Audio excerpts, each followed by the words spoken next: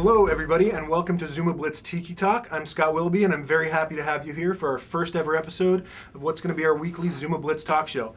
We're going to take a few minutes every week and just walk you through some of the new features, new contests, a little bit of strategy, and of course tell you about the new board each week.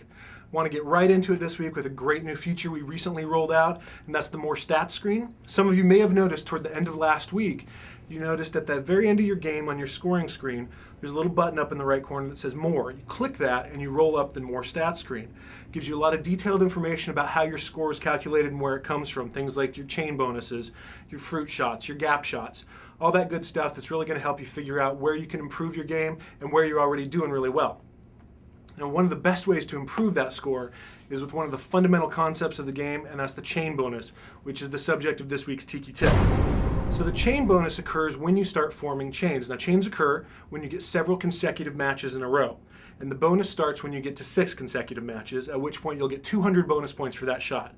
And that goes up by 10 points with each additional shot. So at your X7 chain bonus, you're getting 210. At X8, you're getting 220.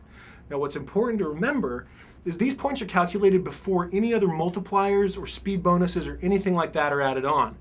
And this means you can get huge points. When you get up to, say, an X35 chain bonus, at a 9x multiplier, you're getting thousands and thousands of points per shot, and those keep building up until you break the chain.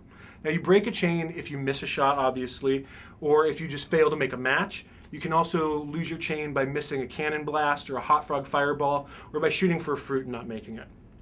I've written up a more thorough description of how chain bonuses and chain shots work in the Zuma Blitz Tiki Hut. You can look at the notes tab. I'll have a further breakdown of how the scoring works and a little bit more strategy on how you can use those.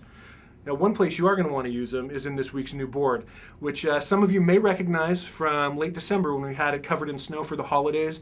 It's back now. It's a little bit greener pastures, but it's still the same challenging board. Now, you'll notice there's a lot of really tight corners. You have 2 separate rollouts coming with 2 separate skull mouths. This board probably has more people go into the skull mouth and end game than any other board we've ever released because you have 2 rollouts at the same time.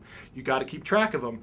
But there's huge opportunity here for big scores, especially for you gap shot junkies. You notice with 3 different levels of the balls rolling out on the track, it's really easy to open up a gap shot and just hit shot after shot and even some doubles, which are huge points.